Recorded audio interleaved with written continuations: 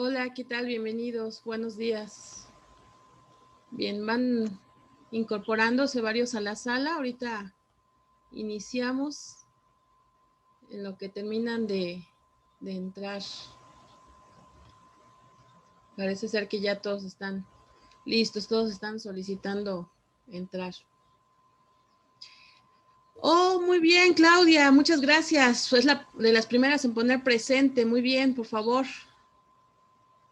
Mientras terminan de conectarse los compañeros, vayan poniendo presente, vayan anotando su participación de hoy, por favor.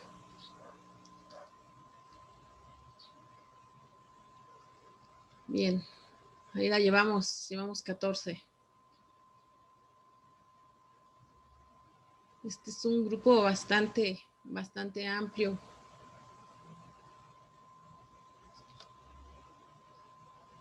Bien, ¿qué tal y cómo les fue en el examen? ¿Estuvo muy fácil, estuvo muy difícil o aceptable?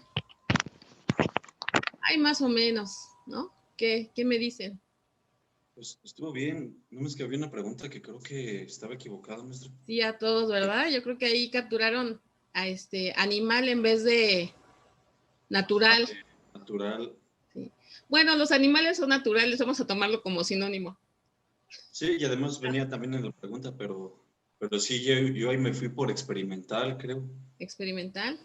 Bueno, lo checo y si no, pues bajo la escala. En vez de dividirlo entre 15, lo dividimos entre 14, ¿no? Para que no haya ahí mayor dificultad. Bueno, pues de alguna manera vamos ya a ir cerrando, vamos concretando ya esta primera materia, ya terminamos este primer periodo o esta primera mitad de cuatrimestre de alguna forma, con lo que vamos a continuar viendo. Ya con lo que vieron en la primera parte del video,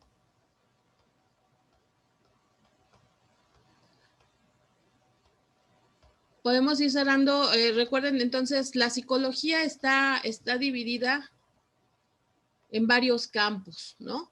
Ya lo hemos dicho varias veces, podría ser el campo clínico, el desarrollo organizacional, por ejemplo.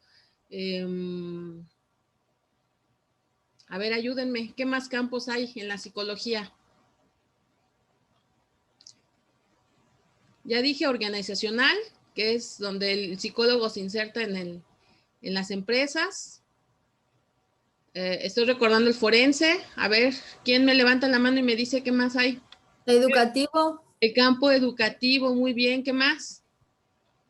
Son muchos, pero denme aunque sea 10. Deportivo podría ser uno de ellos. Muy bien. ¿Qué otros campos tiene la psicología? Llevamos como 5. Social. El social, muy bien. Clínico. ¿Perdón? Clínico. El clínico, muy bien. Entonces, forense y jurídico. Jurídico, forense, muy bien. Entonces, cuando ustedes Psicofarmacólogo. Farmacólogo, que les decía en el video, esto más bien es en Estados Unidos. Yo hasta ahorita no tengo conocimiento, pero como les decía, probablemente las universidades en el norte del país, que finalmente son las que están más influenciadas por lo que acontece en Estados Unidos, sería bueno identificarlo. Y si no, bueno, pues créanme que en los años por venir esto puede también ampliarse. La verdad es que tanto la UNAM como el Politécnico y algunas otras universidades del interior de la República siempre están a la vanguardia en las cuestiones de psicología. Bueno, el Politécnico es relativamente nuevo, pero pues obviamente la UNAM y la UAM también tiene muy buenas escuelas de psicología, pues ya irán incorporando estas especialidades dentro de su oferta de estudios. Y bueno, pues también en algún momento esperemos que la sepa. Entonces, cuando ustedes egresen, pues se dan cuenta, tienen infinidad de áreas o de lugares en donde buscar desarrollarse, en donde buscar trabajo. Como todo en el campo profesional, Por supuesto que entre más preparados estén ustedes, pues mejor. Y piénsenlo, lo vamos a traducir en términos, por ejemplo, nos vamos a poner un ejemplo muy sencillo en medicina. Por supuesto que yo puedo ir con el médico general que tiene su consultorio en la calle principal de la colonia, pero si este médico solamente se queda con lo que estudió estos años de universidad y no va actualizándose y no va especializándose, pues en un momento todos los avances que se van dando lo van a dejar atrás, ¿no? Y por el contrario, entre más se invierta en nuestro desarrollo, entre más se invierta en nuestra propia formación profesional, pues más oportunidades tenemos, más puertas se nos pueden abrir. A mí de repente me molesta mucho la expresión de tantos años para trabajar, para tantos años de estudiar para ser chofer de taxi. Número uno, no es, no es de, ¿cómo se puede decir? No demerita ser chofer de taxi ni ninguna profesión que sea honrada para obtener dinero, ¿no? Nosotros tenemos que ir identificando qué en esta vida, cuáles son nuestras metas u objetivos. Por supuesto que si yo quiero ganar dinero, y ustedes lo saben, con que yo sea un buen comerciante, puedo ganar cantidades inmensas de dinero, ¿no? Si el objetivo es ganar dinero, créanme que sean hábiles, pongan un negocio y podrán ser muchísimo más adinerados que cualquier persona. Y lo podemos ver con las personas que venden carne, ¿no? Todos mis respetos para los vendedores de carnes. Siempre van a traer un carrito mucho más bueno que muchos profesionistas, ¿no? Entonces, no es demeritativo la situación de no estar ejerciendo, pero si finalmente yo decido ejercer, y más en esta profesión tan noble como es la psicología, pues yo tengo que identificar cuál es mi potencialidad, y aquí está la segunda parte, ¿no? Que muchas veces dicen, terminó haciendo esto, terminó haciendo aquello. ¿Cuáles son mis potencialidades? ¿Qué puedo hacer yo dentro de este campo de la psicología? Y enfocarme ahí. O sea, hacer solicitud una vez, 2 veces, 3 veces, por supuesto que vamos a obtener trabajo. Hay trabajo para todo y hay muchísimo trabajo. Y en verdad yo esto lo digo por experiencia propia. Pero ¿para quiénes hay trabajo? Para la gente profesional, para la gente responsable, para la gente que no hay que estar atrás de ella. Si esto sucede, pues entonces ni siquiera me van a contratar de office boy, ni siquiera me van a contratar de ayudante si yo no soy profesional en lo que hago, si yo no soy responsable. Además de todo, si no tengo una convicción, pues también las puertas se me van a cerrar. Yo empecé mi vida laboral hace pues más de 25 años. Y lo digo con orgullo, dice mi jefe que hay que cacaraquear la gallina, más bien cacaraquear el huevo. Quiere decir, cuando hay algún logro, pues hay que reconocerlo, ¿no? A lo largo de mis 25 años como profesionista, creo que he ido a pedir trabajo 2 veces y eso obviamente fue al principio, ¿no? Cuando no me posicionaba. De ahí en fuera he estado trabajando en diversos lugares, pero no he salido yo a buscarlo, ¿eh? Me han llamado. Entonces, cuando a mí me dicen no hay trabajo, es como para hacer una especie de introspección y decir, ¿qué más? ¿Qué más puedo hacer? ¿Qué más, en dónde me falta pulir? ¿Qué es lo que, cuáles son mis áreas de oportunidad? Se dice mucho en psicología. ¿Cuáles son mis áreas de oportunidad que tienen que ver con qué es lo que yo tengo que mejorar? ¿Para qué? Para que el día de mañana, precisamente, sea yo la que reciba las propuestas de trabajo y no tanto salir a buscar. Y créanme, se los digo, en verdad, funciona. Entonces, pero todo esto conlleva a un análisis y siempre estar en busca de ir mejorando, en busca de ir invirtiéndole. Una de las cosas que me dicen mis maestros, me han dicho los maestros de las especialidades, esto es una inversión,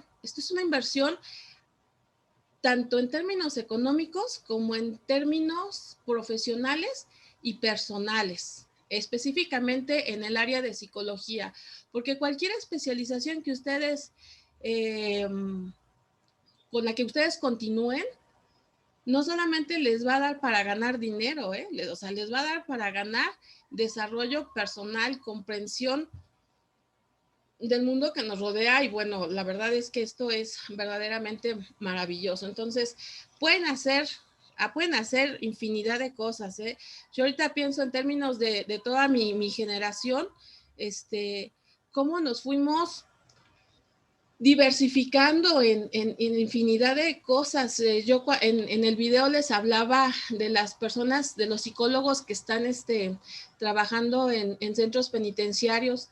Tengo una compañera muy querida de la universidad que yo cuando la recuerdo con su figura menudita, delgadita, y luego digo yo, ¿qué hace Blanca trabajando en una cárcel? O sea, no me la imagino, pero tiene ahí toda la vida. Eso quiere decir que ha podido compaginar muy bien su personalidad con eso que a ella le apasiona, porque además de todo le apasiona estar trabajando ahí en los centros penitenciarios y se ha desarrollado enormemente, ¿no?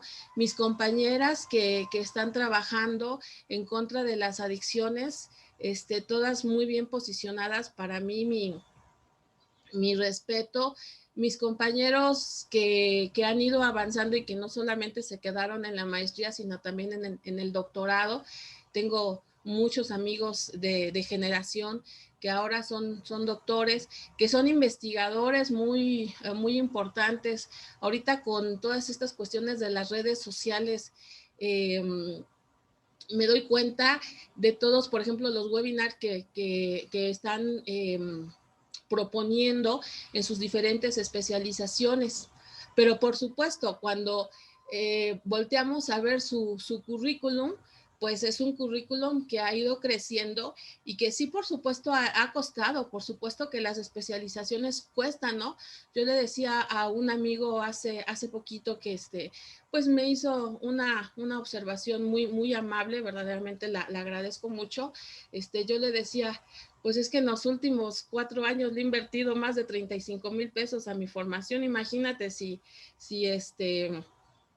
entre lo que costaron las especializaciones, los libros, el dinero que gastaba en comer, los días que me iba a la escuela otra vez, por supuesto el dinero que invertía yo en que alguien me apoyara con mis hijos. O sea, es una inversión, ¿no? Es una inversión en donde finalmente, pues después se ven los resultados, donde se ven los resultados, y insisto, no solamente en lo económico, ¿no? Sino en tu paz, en tu equilibrio, en infinidad de cosas, ¿no?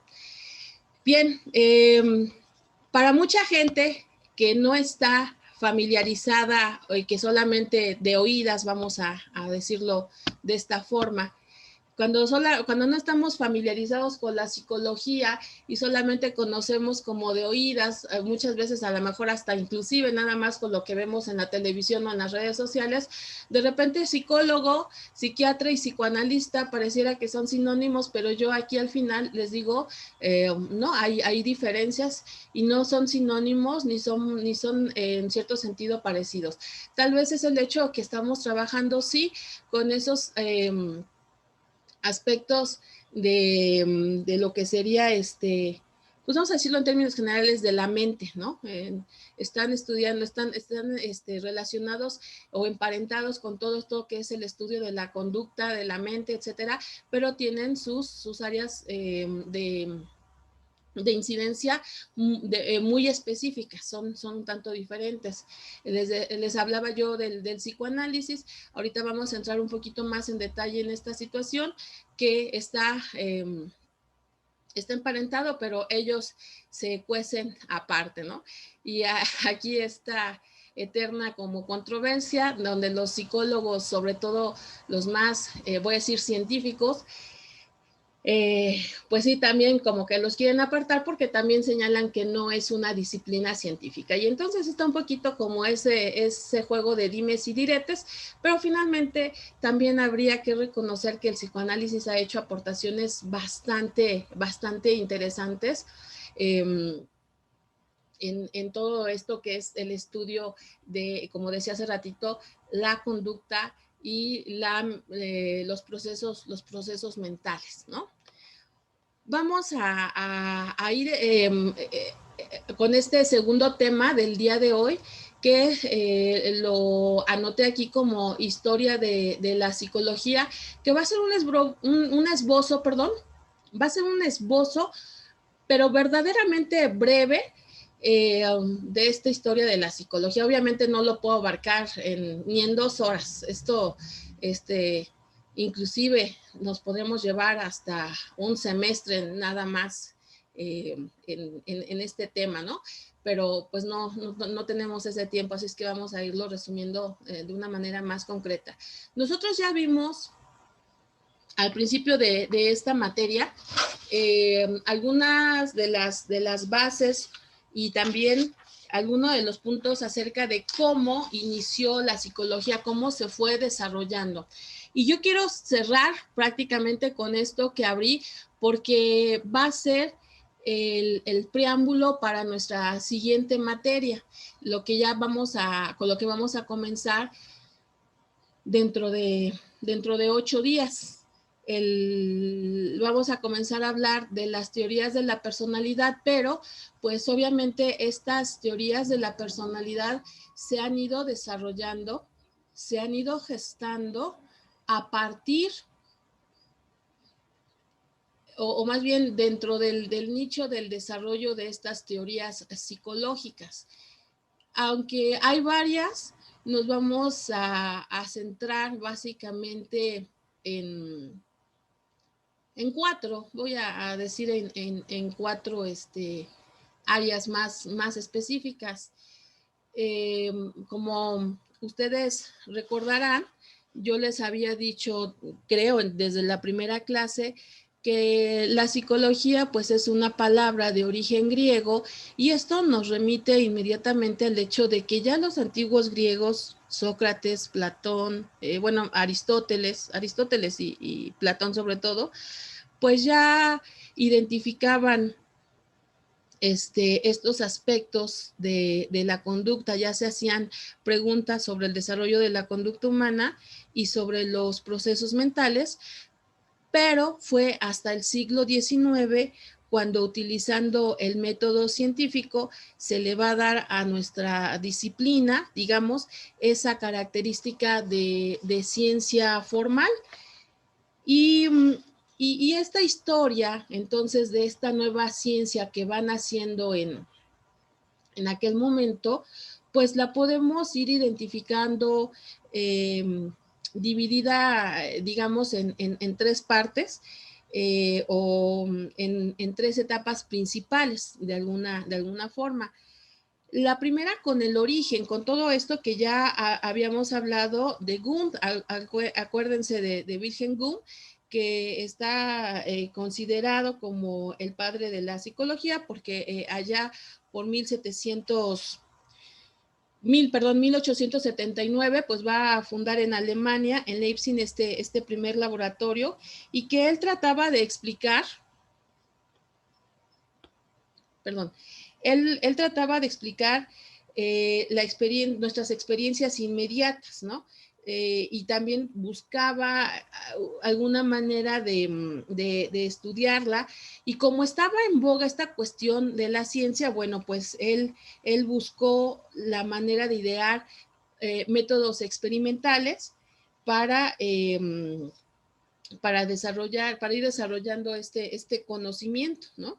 Entonces, a él le interesaba pues todo lo que eran las intenciones, los motivos, y se dio cuenta que estas intenciones y estos motivos pues eran voluntarios. Esto es un punto importante, hay que tomarlo en consideración para él. Los intereses y los motivos son voluntarios, es decir, yo, ser humano, de alguna manera, decido sobre algunas cuestiones.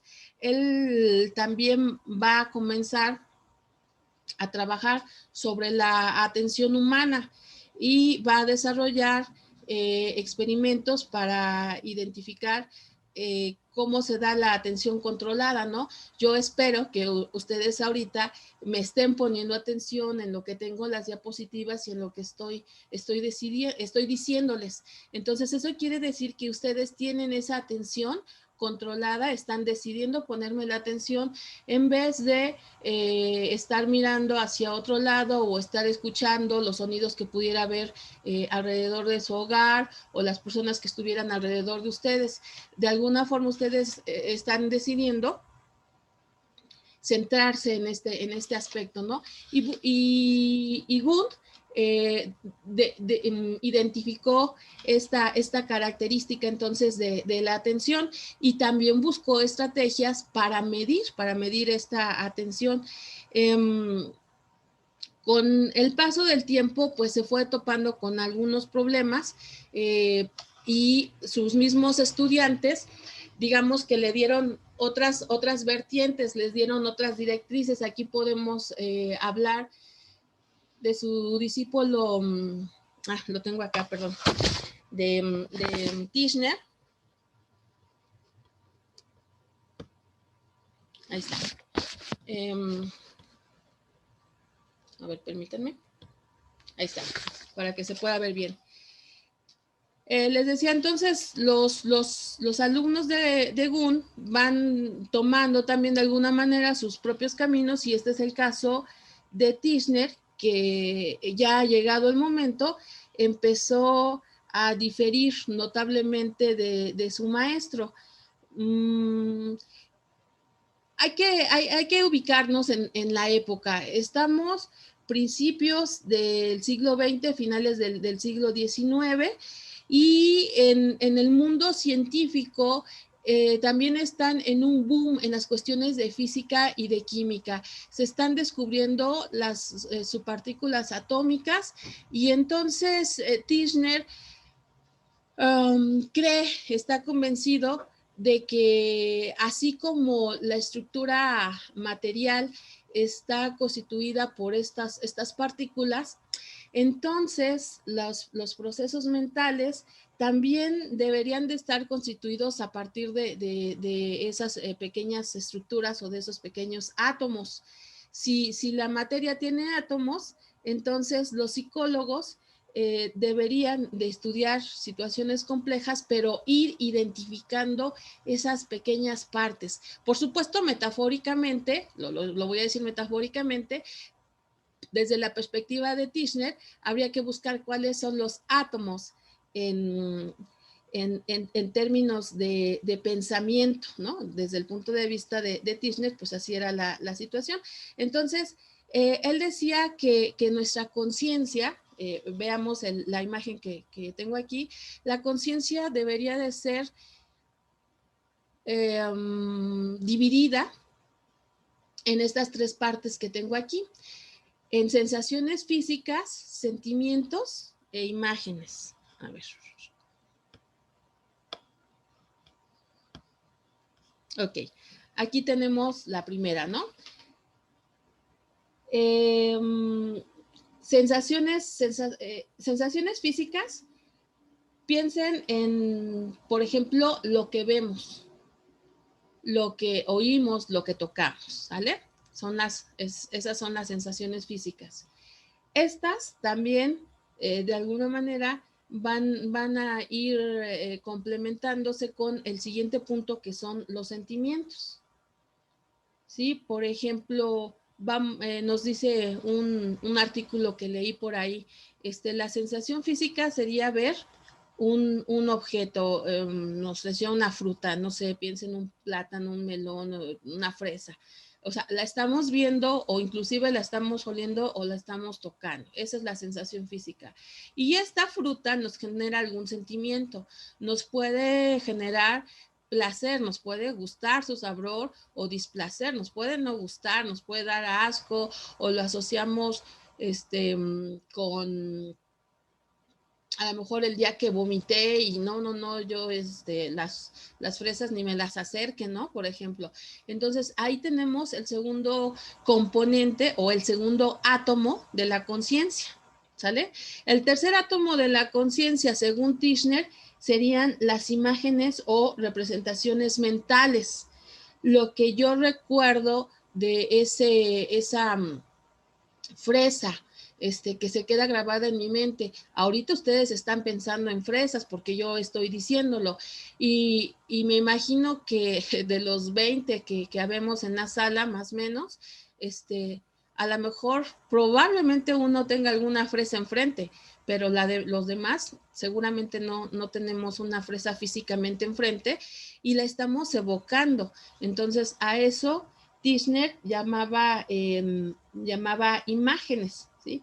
Y con estos, pues, él señalaba que se iba estructurando, por eso de ahí viene la palabra estructura, ¿eh? Con esto se estructuraba la conciencia. Entonces, pues para que lo vayamos asociando, ¿sale?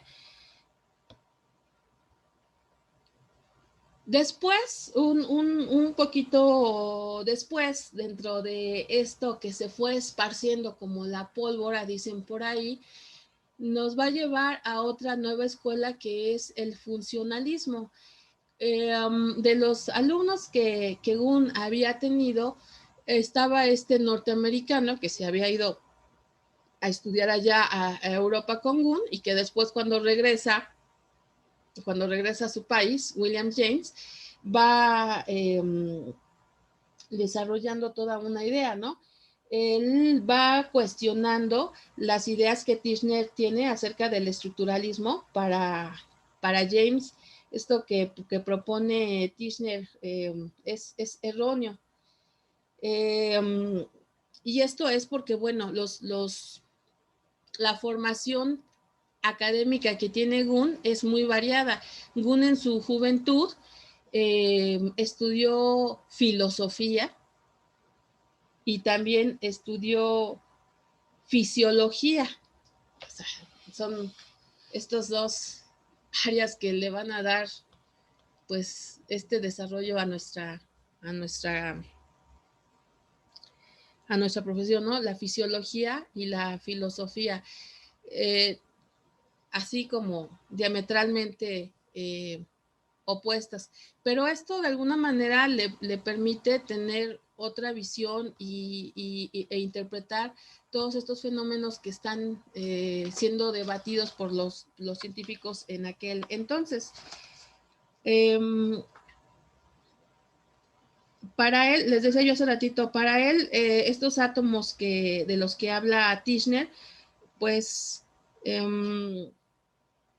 no serían algo serio que estudiar, porque para él la mente es, y esto es cierto, la mente, dice James, es un entrelazamiento, es como un tejido, por decirlo de alguna forma, de asociaciones, de experiencias, bueno, de diferentes cosas, ¿no? Entonces, de repente querer encontrar esos átomos, pues se convierte, al menos desde su punto de vista, se convierte como en algo ocioso. James, bueno, les decía que tenía una preparación muy vasta, ¿no? Él conocía las ideas de Darwin que en ese momento pues son muy, muy novedosas, ¿no? A él le parece que así como Darwin propone que la vida fue evolucionando, digamos, de las formas más sencillas y menos complejas a formas más avanzadas y más especializadas, de alguna manera, la conciencia humana también había ido evolucionando porque cumplía una función adaptativa. ¿Se dan cuenta? Le está dando la misma interpretación biológica a la conciencia, ¿no? Nos dice aquí en la imagen, la vida mental y la conducta que se interesan en la forma en que un organismo emplea, y ahí está el punto importante, emplea sus habilidades perceptuales para funcionar en el ambiente. Esto que les estaba diciendo de la adaptación. Decía James, para aterrizarlo un poquito con el ejemplo que les decía de la fruta, ¿no? Si nosotros no pudiéramos reconocer esa fruta cada vez que la vemos, pues cada vez que nos topamos con ella, tendríamos que investigar qué es y para qué sirve. Entonces esto pues sería como una pérdida de tiempo, y no solamente a nivel individual, sino a nivel especie. Entonces, por eso es que la conciencia se fue adaptando, se fue evolucionando, de tal forma que pudiéramos aprovechar todas las experiencias previas. Y esto es cierto. Imagínense ustedes, en este momento tienen una perfecta definición de lo que es una silla. Piensen ustedes que, por supuesto, no han visto todas las sillas del mundo y no necesitan verlas. ¿Qué es una silla? A ver, me voy a salir tantito de esto.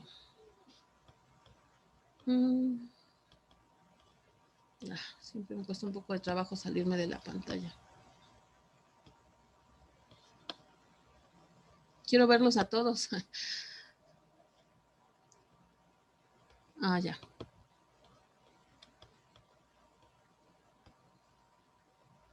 Ahora sí. ¿Cómo sé que yo tengo una silla enfrente de mí y que no es un banco, o que no es un sillón, o que no es simplemente una tabla? ¿Qué elementos debe de tener un objeto para que yo lo considere silla? A ver, ¿quién? Abre su micrófono y me dice. A ver, Gustavo, te escucho. Perdón. Pues debe de tener respaldo, patas, y debe de ser funcional para poderse sentar. ¿Qué más? Esto es todo. Respaldo, patas, y me debe de funcionar para sentarme. A eso te refieres con su funcionalidad. Muy bien. ¿Ya? ¿Eso es todo? Y que tiene que ser individual, ¿no? Ahí está otro punto muy importante. Gracias, ¿verdad? Porque puede haber algo que tenga un respaldo, que tenga patas y que sirva para sentarse, va a tener esa función, pero si se sientan varias personas, como nos dice Alexa, entonces tenemos un sillón o una banca, tal vez, ¿no? Ahí está esta situación. Entonces, nosotros tenemos esa capacidad de ir generalizando, y aunque haya una silla que la he visto por primera vez, nunca jamás la había visto, yo sé que es una silla porque tiene esas características. Bueno, pues James nos decía, esto nosotros lo vamos, estas experiencias nosotros las vamos teniendo a lo largo de nuestra vida. Imagínense qué difícil sería nuestra existencia si cada vez que vemos un objeto nos tuvieran que decir, mira, esto es una pluma, ¿no? ¿Sirve para escribir? O sea, no. Llegamos a ese punto que se le llama generalización, ¿sale? Y básicamente, pues desde el funcionalismo, porque acuérdense que James nos habla de este funcionalismo, esa sería la función, así ya lo estoy diciendo de manera simplificada, esa sería como la función de nuestra mente. Para eso es que nosotros tenemos una mente. Pero van a suceder algunas cosas en los años siguientes que van a hacer sentir a los psicólogos que esto de estudiar la mente pues no es algo objetivo, sobre todo porque, insisto, estamos ubicados en los primeros años del siglo XX y entonces pues obviamente no tenemos todos los aparatos que hoy a finales del siglo XX y principios del siglo XXI había. Entonces, como no se podía estudiar esta cuestión de la mente de una manera objetiva, como no se podía cuantificar y etcétera, etcétera, entonces las ideas de James pues se van quedando como en el vagón en la caja de los olvidos, ¿no? Para pronto. Pero las vamos a retomar muchas décadas más adelante, ¿no? Chicos, vamos a comenzar con la teoría freudiana y vamos a continuar con la conductista y vamos a terminar con la humanista, pero nos quedan 2 minutos y medio. Entonces, les voy a pedir que, voy a terminar esta sesión ahorita.